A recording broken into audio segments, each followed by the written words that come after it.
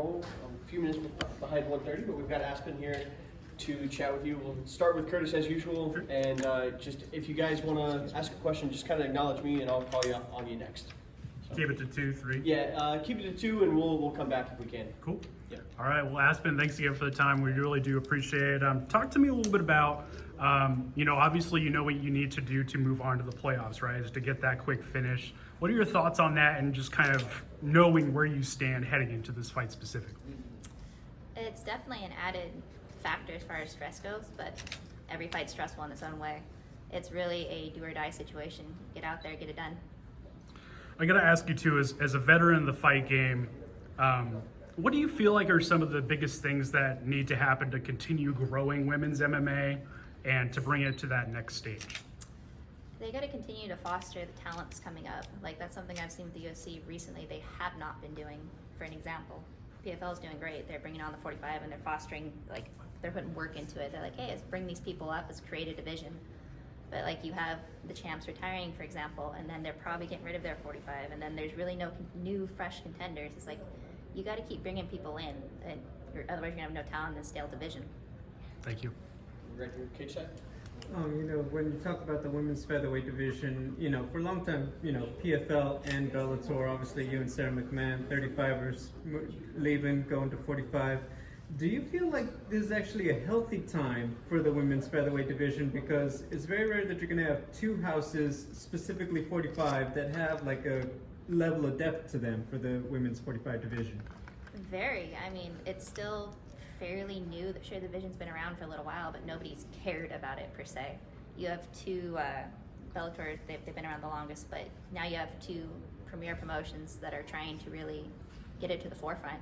And it allows people like myself who are truly struggling to make the only weight class that you really could to have a healthy option. So I think this is the best time so far for 145 women, and it's only going to get better. Can you speak to how your training's been feeling? Because before, obviously, you had some 45, but also, the focus was 35, like you said. Now, for a long term now, you've been able to focus on being a 45er, probably eat and train like a 45er. How has that just changed completely how you approach week to week? It feels good to feel good again and actually be able to train and do certain things. I'm back to being healthy. Hair's grown back, all kinds of other medical issues. So I did more damage than it was worth trying to do that for that period of time. And for me, it's just getting back to good health.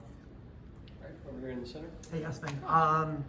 Knowing that not even a win might transfer you into the playoffs, have you trained different? Is there anything you've done different in this last 6 weeks, 8 weeks to make sure you try to get a finish in as quickly as possible?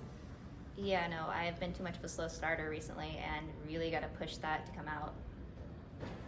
Basically what I did in the last round's got me in the first, and the focus has been 5-minute, or basically a 5-minute fight. Previously, you just mentioned Amanda Nunes. I would just love your thoughts with her retiring from the sport. I think she is still in her prime, and I wouldn't be shocked if she gets bored in a couple years and comes back. Wow. But I'm not surprised that she's riding off in the sunset right now with her daughters and her wife and just enjoying life. Awesome. Yeah, she could totally come back. Thank you so much for your time. Over here to my left. Aspen, happy Wednesday. Welcome Hi. to Atlanta. Thank you. I gotta know, what is your why? At this point in time in your career, why are you getting up, busting your ass every day in order to train to be a fighter? My why is a better life. Better life for me, better life for my family. Like, we all have a job, something we get up and do, we have to do. I do this because I freaking want to. Like, I started before it was an option, before it was a career option for me. I did it because I loved it. And now it is a career. This is how I make my living. So not only is it something like, hey, I'd be doing this anyway, this is how I make my living and better every situation for myself and people around me. Aspen, I'm sure you've heard a lot growing up that you should do what you love to do. Adults always tell kids that. Now that you are doing this, what would a young Aspen Ladd think about the woman that's standing here right now? I think she'd be shocked that we made it this far. Yeah, no, definitely, it'd be shocked. It's like, this is gonna be that awesome hobby I do on the side when I have time away from work. So, yeah, shock. And my final question to you, Aspen, is I know you said that each fight week, this is do or die. But with that level of, hey, you're doing what you love to do every day, does that kind of like give you a little peace in the chaos? It does, and honestly, the biggest detriment on weeks like this is overthinking things, and I've been a victim of it in the past. So trying not to overthink and just fall back onto what you do every single day in the gym. Thank Any you. additional follow-ups?